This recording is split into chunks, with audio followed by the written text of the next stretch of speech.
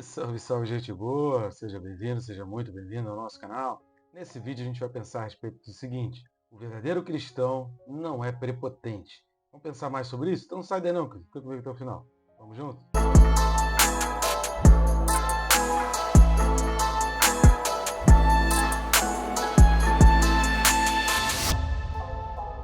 Antes de mais nada, só não deixa de se inscrever aí no canal, né? É rápido e fácil, querido. É bem simples. Você vai ter um botão aí embaixo que tem inscrever. Clicou ali, pronto. Eu recomendo ainda clicar no sininho, porque aí você é notificado a cada vídeo novo, fica por dentro de tudo que acontece aqui no canal. Eu peço algumas ajudas ainda, me dá esse tempinho aí para poder te pedir. São várias formas que você pode estar ajudando o nosso canal. Uma delas é grátis, rápida e fácil, que é o famoso triplo C. Curtir, comentar e compartilhar. Ao fazer isso, o YouTube tem seus algoritmos e ele vai identificando que o vídeo é interessante e a cada curtida, comentada ou compartilhada, ele acaba levando esse vídeo, mostrando ali como indicação, né, como vídeo em sugestão para outras pessoas que não são inscritos ainda no nosso canal. Uma outra maneira também, você está ajudando não só o nosso canal, mas também o nosso ministério, é indo no primeiro link da descrição do vídeo ou na bio, tanto do YouTube quanto do Instagram, do Facebook, e adquirindo esses livros. A capinha deles está aparecendo aqui. São 2 livros de minha autoria, que eu tenho certeza que vai ser benção na tua vida. Quem se importa com Deus ajuda demais. Questionamentos a respeito da vida, onde estava Deus, a gente entender o que Deus realmente quer da gente, onde estava Deus quando aconteceu aquela catástrofe, aquela tragédia, sabe? Pessoas que questionam muito e se acham abandonadas por Deus, esse livro vai ajudar bastante. O Perca Peso Tirando a Trave do Olho vem combater um pouco a fofoca, a maledicência no meio da igreja, nos ensinando exatamente o que é pecado, para que a gente tenha um pouco mais de misericórdia a respeito do outro e quem somos nós, né, diante do pecado, que aliás é um assunto que a gente vai abordar um pouco aqui nesse vídeo. Tá certo? Muito obrigado por estar participando desse vídeo. Vamos lá, o texto do vídeo é Romanos capítulo 3, os versículos são 9 e 10. Carta de Paulo aos Romanos, capítulo 3, versículos 9 e 10, diz assim: que se conclui? Temos nós qualquer vantagem? Não, de forma nenhuma, pois já temos demonstrado que todos, tanto judeus quanto gregos, estão debaixo do pecado. Como está escrito, não há justo, nenhum sequer. Glória a Deus aqui, né, querido? Maravilha. Texto desse vídeo aqui. E a gente precisa compreender bastante, né, o contexto daquilo que Paulo está falando. É um texto tremendamente importante e que faz parte aí de todo um contexto daquilo que a gente já vem falando, que vai falando mais até o versículo 18. Aqui do 10 até o 18, Paulo vem fazendo várias citações, é um compêndio aqui de vários salmos, junto com alguns textos também de Eclesiastes. A gente vai observar alguns deles aqui e a versão Septuaginta sempre traz uma diferença um pouco na tradução do hebraico para o grego em relação à tradução do hebraico para o português. E a maioria das traduções que a gente tem aí pertence, né? Que é a tradução do hebraico para o português, e a Septuaginta foi da tradução do hebraico para o grego. E aí o que a gente tem é a tradução do grego para o português, depois da Septuaginta, né? Que foi os 70 e é uma outra história, você pode pesquisar na internet aí para entender melhor. Então vamos lá, a primeira coisa que a gente precisa destacar aqui nesse vídeo é essa expressão nós. Repare que Paulo está fazendo aqui, a partir do versículo 9, uma conclusão de tudo aquilo que ele falou. Para a gente está dividido aí, né, capítulos 2 e 3, mas sempre lembrando que essa divisão de capítulos e versículos só aconteceu no século 13 depois de Cristo, né? Depois de 1200 é que se surgiu essa divisão de capítulos e versículos. Então, originalmente, Paulo não escreveu dividido em capítulos e versículos, e durante praticamente 13 séculos, essas cartas foram lidas, repassadas e utilizadas como mensagem, pregação, sem essa divisão de capítulos e versículos. Essa conclusão a que Paulo chega aqui está resumindo aquilo que a gente falou dos capítulos 2 e 3, quando Paulo vem exatamente fazer esse contraponto, nem falando que os judeus são melhores que os gentios e muito menos dizendo que os gentios são os melhores que os judeus. E então ele entra com essa questão do que se conclui. E aí ele fala, temos nós qualquer vantagem? Quem são esses nós? A quem Paulo está se referindo? Se ele falou tanto de gentios quanto de judeus, Paulo está se referindo aqui a quem? Judeus ou gentios? A resposta está dentro do contexto.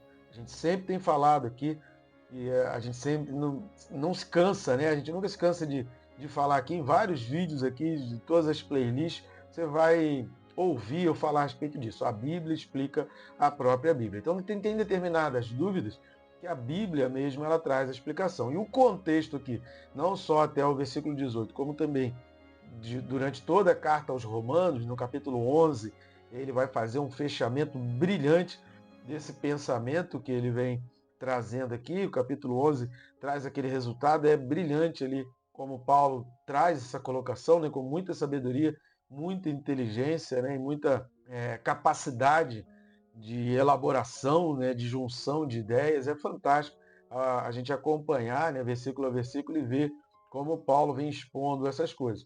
E a conclusão que a gente chega, e o contexto vem dizer aqui, que esse nós aqui significa todos nós, tanto judeus como gregos. Repare aí, no próprio final do versículo 9, ele vai falar tanto judeus como gregos, e no restante aí também ele vai falar. Então ele não está se colocando nem como judeu, porque aí aqui os judeus já diziam que ele não era judeu, né, porque se converteu ao cristianismo, e ele estava abandonando ali a sua fé, e os próprios gentios, que também o consideravam ali como judeu, e achavam ali, ele é judeu ainda, então ele vem defender as suas origens.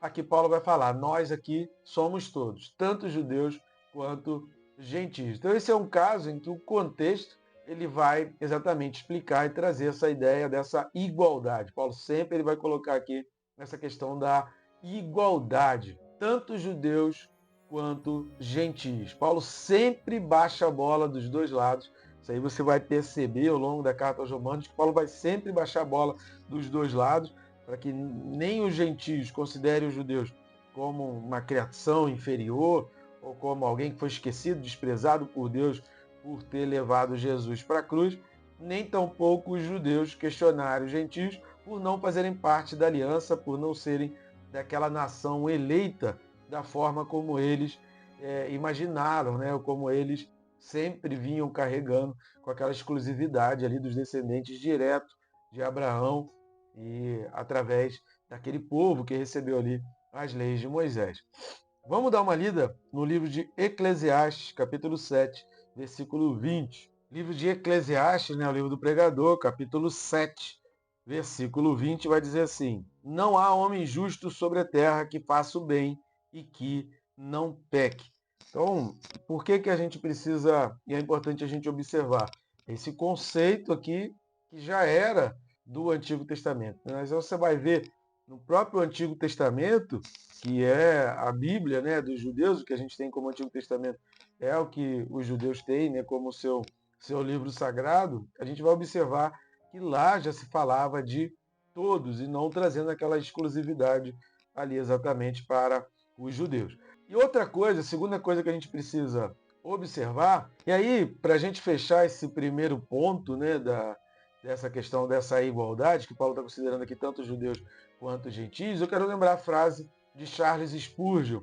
Charles Spurgeon, ele falava a respeito da evangelização, dizendo que o que é evangelizar, né? O que é você falar de Jesus, ou convidar pessoas para Jesus, ou você pregar a respeito de Jesus.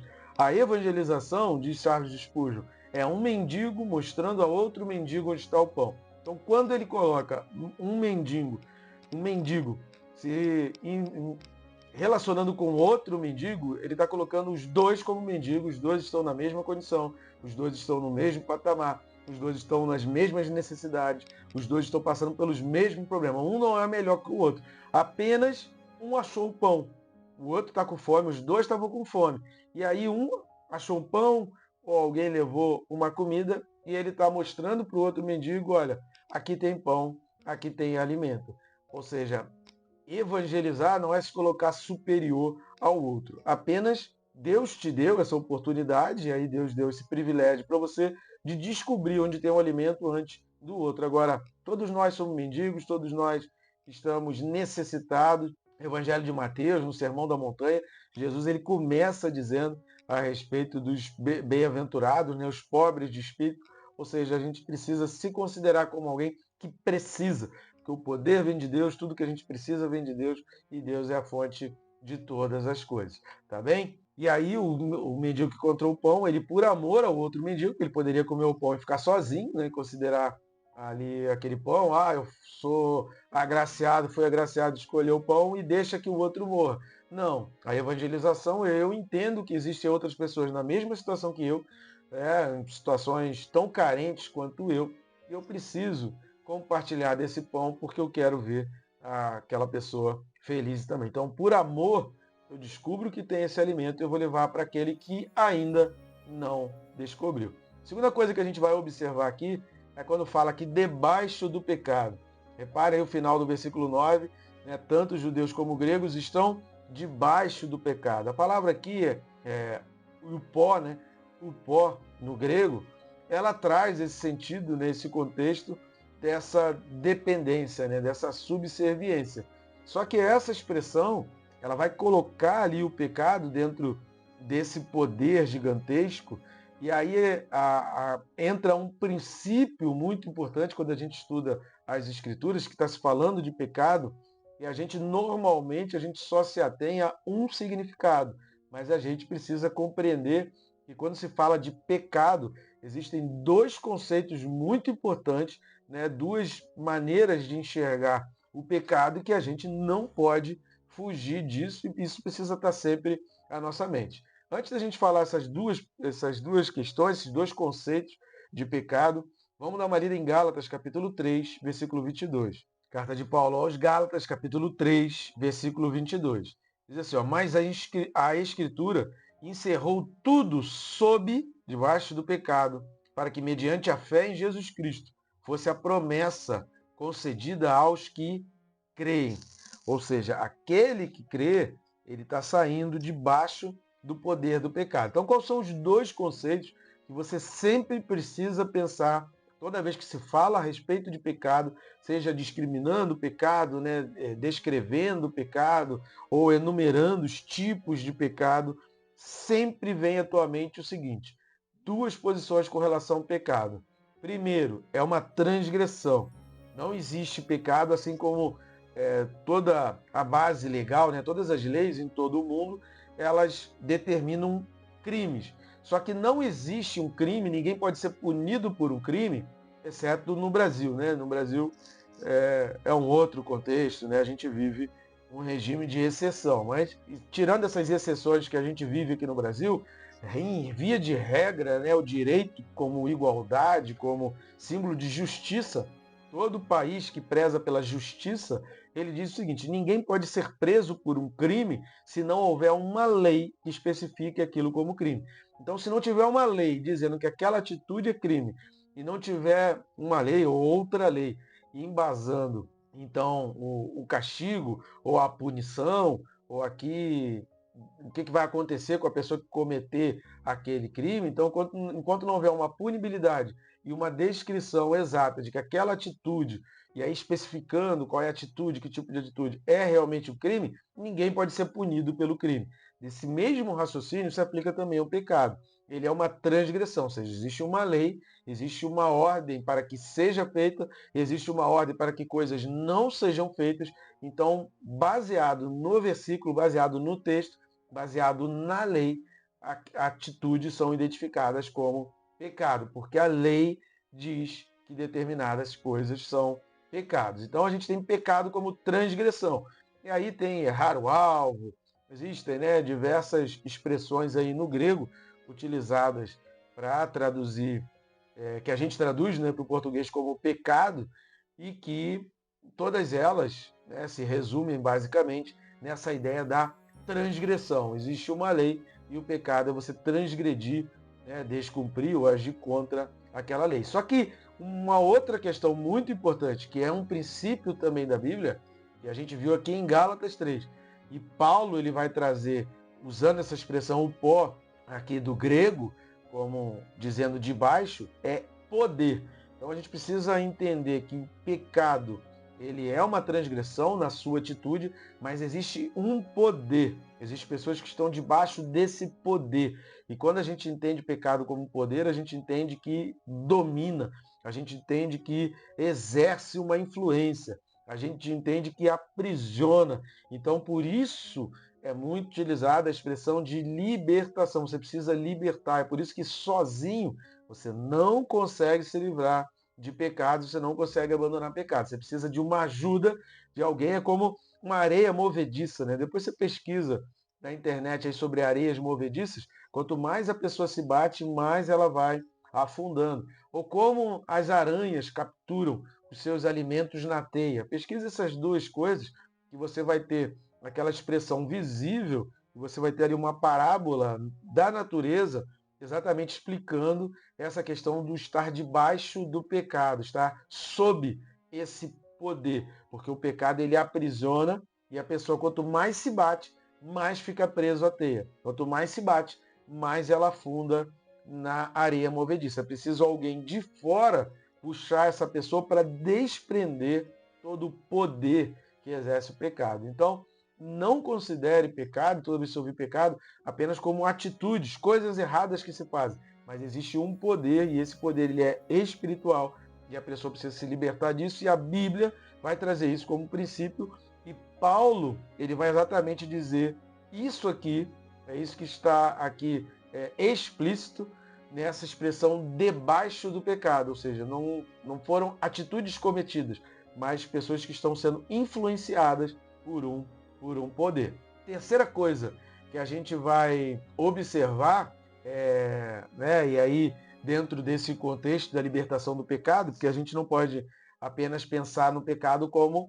uma culpa, mas a gente precisa entender que é um poder dominador.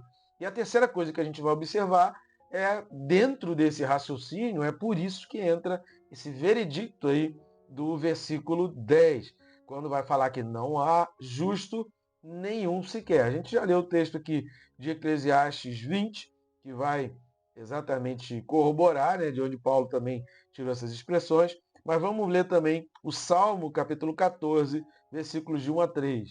Livro dos Salmos, capítulo 14, versículos de 1 a 3, diz o seguinte: diz o insensato no seu coração, não há Deus. Corrompem-se e praticam a abominação. Já não há quem faça o bem. Do céu olha o Senhor para os filhos dos homens, para ver se há quem entenda, se há quem busque a Deus. Todos se extraviaram e juntamente se corromperam. Não há quem faça o bem, não há nenhum sequer. Então repare a citação de Paulo aqui e a colocação dele sobre esses textos de Salmo. Vamos dar mais uma lida aí no Salmo 53, versículos de 1 a 3. Livro dos Salmos, capítulo 53, versículos de 1 a 3, diz o seguinte: diz o insensato no seu coração, não há Deus. Corrompem-se e praticam iniquidade. Já não há quem faça o bem. Do céu, olha a Deus para os filhos dos homens, para ver se há quem entenda, se há quem busque a Deus. Todos se extraviaram e juntamente se corromperam. Não há quem faça o bem, não há nenhum sequer. Idêntica. Então repare aqui que tanto o Salmo 14 como o Salmo 53 vão falar aquilo que Paulo exatamente vem trazer aqui. Por quê? Porque isso aqui é um veredito. Um veredito aqui é uma conclusão que se chega, que é uma verdade inclusiva. Quando está falando que não há justo nenhum sequer, então isso aqui já elimina qualquer possibilidade da pessoa dizer assim, não, eu sou justo, não, eu posso, eu mereço, eu fui escolhido, fui chamado, eu tenho essa capacidade. Elimina qualquer tentativa disso, porque todos estão incluídos nesses que necessitam, nesses que precisam, nesses que não se consideram como justos. Então, não, a gente precisa entender e olhar essa questão do pecado sobre esses dois pontos de vista, né? Atitude e um poder dominador, um poder que exerce influência, né? São tanto as transgressões, as falhas, as atitudes contra a lei, como também um poder dominador que acaba aprisionando a pessoa e a pessoa não consegue sair dali. Só que isso só vale para o teu vizinho, isso só vale para aquele teu colega de escola, teu colega da faculdade, teu colega do trabalho, isso só vale para aquele teu inimigo? Não, você está incluso também nisso. E você precisa também desse poder. Quem faz a diferença, você é salvo, não porque você se torna justo diante de Deus, mas porque o Filho Jesus Cristo é aquele que intercede e ele fala assim, esse daí eu escolhi. Né? Jesus ele faz essa oração, né? Como oração sacerdotal, Senhor, nenhum daqueles que o Senhor me deu se perdeu. Ou seja, porque eles já estavam perdidos, mas em Jesus a gente retorna, através do sangue de Jesus, do seu sacrifício, a gente retorna àquele ponto original de onde a gente nunca deveria ter saído. Todos nós precisamos dessa salvação. Não é uma verdade para o seu vizinho, mas uma realidade na qual você precisa se ver. Eu e você precisamos nos ver como alguém que é totalmente dependente de Jesus. E sem Jesus, fora de Jesus, não existe salvação, não existe entrada no céu. Tá bom, gente boa? A gente ainda vai comentar um pouco mais sobre isso até o versículo 18 e eu te espero, então, no próximo vídeo. Que Deus te abençoe, rica e abundantemente.